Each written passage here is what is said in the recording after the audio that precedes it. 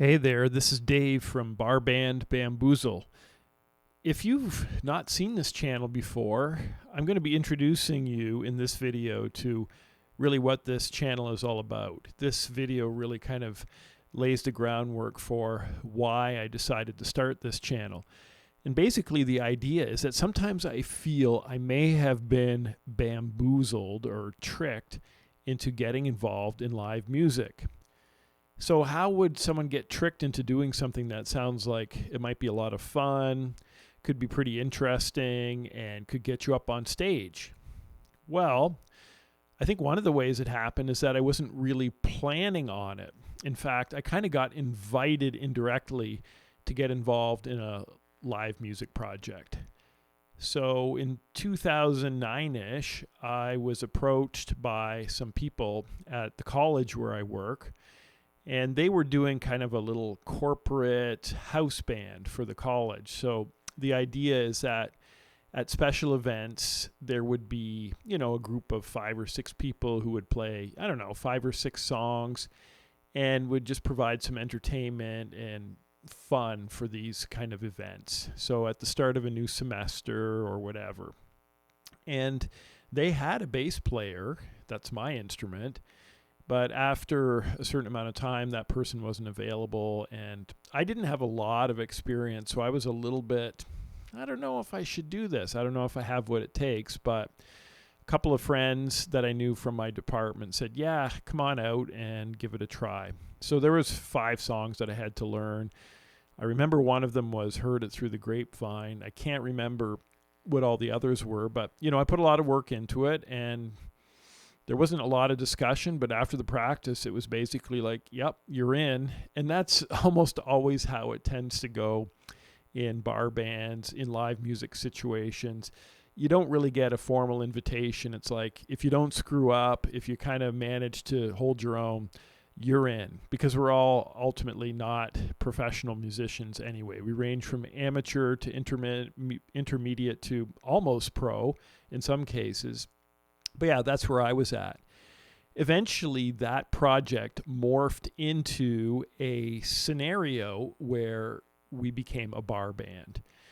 And being a bar band meant, of course, playing at all kinds of different odd venues. I remember playing in a venue that was a church, a very old sort of historic church that was converted into part pool hall and part live music venue.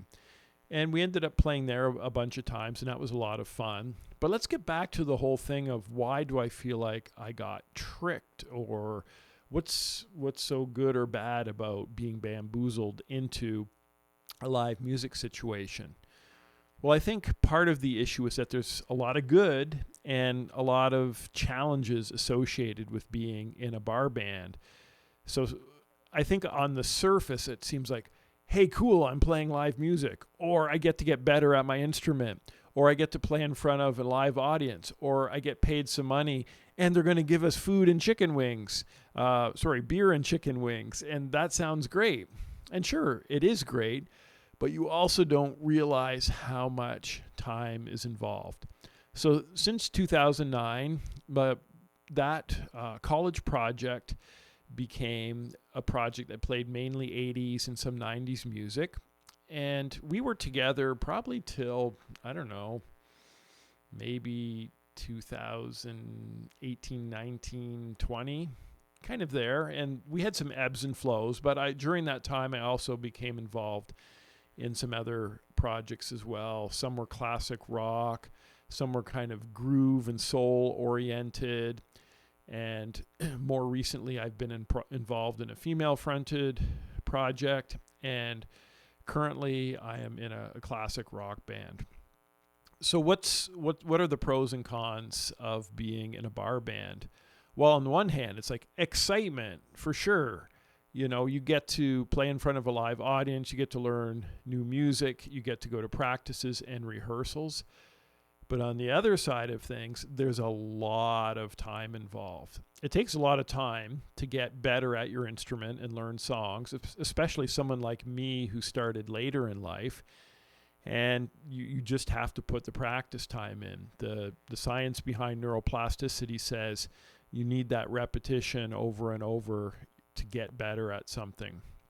Now, that time also translates into going to band practices, leaving early and packing up before a gig, spending at least 3 or 4 hours performing at a gig, having an hour to clean up afterward. And that's something that you don't realize when you're going into a bar band project, that you're going to have to make that level of commitment.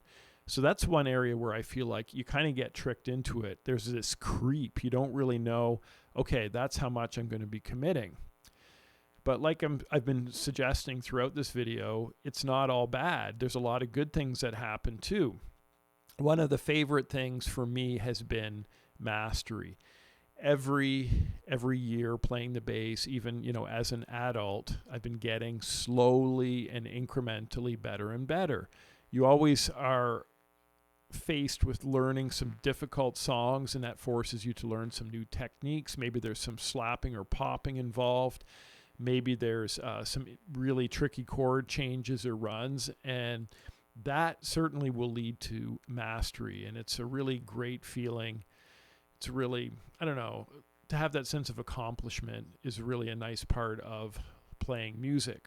And when you have to do it in front of people, and when you have to do it in a group, and making sure that you're locked in with the drummer, that you make sure that all of your changes are happening at the right time, that requires a lot of mastery. So that's a big positive. One of the downsides is that there can be the obvious band drama. I think Paul McCartney famously said that bands are basically about drama, like bands and drama are one and the same. And certainly a member of the Beatles would have known that there's drama, but this is what happens. You have people who are intelligent, who have ideas, who want to have their way in some cases. They're going to butt heads. You also get some people, like myself, I tend to be a little bit more, anal about certain things, and, I want things to be in order and on time, where other people are more casual and chill, and it's important to learn from that too. But you want to find a balance of being, consistent, timely with your practices. And it's really frustrating when someone shows up to a practice and they were all going to work on a song, and then you find out that maybe 2 of 5 people actually put any work into the song.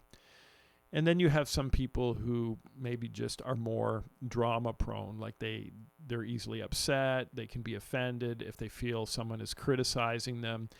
So certainly there's lots to learn about interpersonal communication. So that can be a con, but also a pro in the sense that you have to grow as an individual. Something really cool about being in a bar band is experiencing the flow state. So you can get into a situation where you're in front of a live audience, you're playing a song, and you are just in the moment. You're not thinking about anything that's happening. It's all just muscle memory. It's all just pure human capability. And then the audience is vibing on that. Lots of people are dancing. You're obviously getting a hit of dopamine. And wow, that's really awesome. And that certainly isn't something that is a downside. So when I say I feel like I've been bamboozled into being into bar bands, it doesn't automatically mean that that's a bad thing. So, okay, let's talk about one other negative thing. And that is the late nights. Before COVID, there were a lot of gigs that were running like 10 p.m. till 2 a.m. That's a rough time slot. Or I've done 11 a.m. to 2 p.m. A lot of people want to be in bed by, 11 p.m. till 2 a.m. A lot of people want to be in bed by 11 p.m. You are not going to be in bed with a gig like that until probably 3 or 4 in the morning, because by the time you pack up your equipment, drive home, maybe watch an hour of TV just to kind of wind down, it's going to be late. So that's a problem. But ultimately, yeah, I've been bamboozled into being into bar bands. Am I still doing it? Yes. Are there things that I still enjoy about it? Absolutely, most certainly. And at the end of the day, it's kind of a choose your own adventure scenario. You have to decide how often you want to play, how many projects you might want to be involved in. You have to decide how much energy you want to put into it. the degree to which you want to deal with people. But of course, if you want to experience the good parts, the mastery, the flow state, and the excitement, you do have to commit to the process. So I hope you enjoyed this Bamboozle episode, and certainly there's lots more content. I would love to hear your comments. Leave a comment below, not a thumbs down, hopefully. And if you are interested in subscribing, that would be great too. Peace and take care.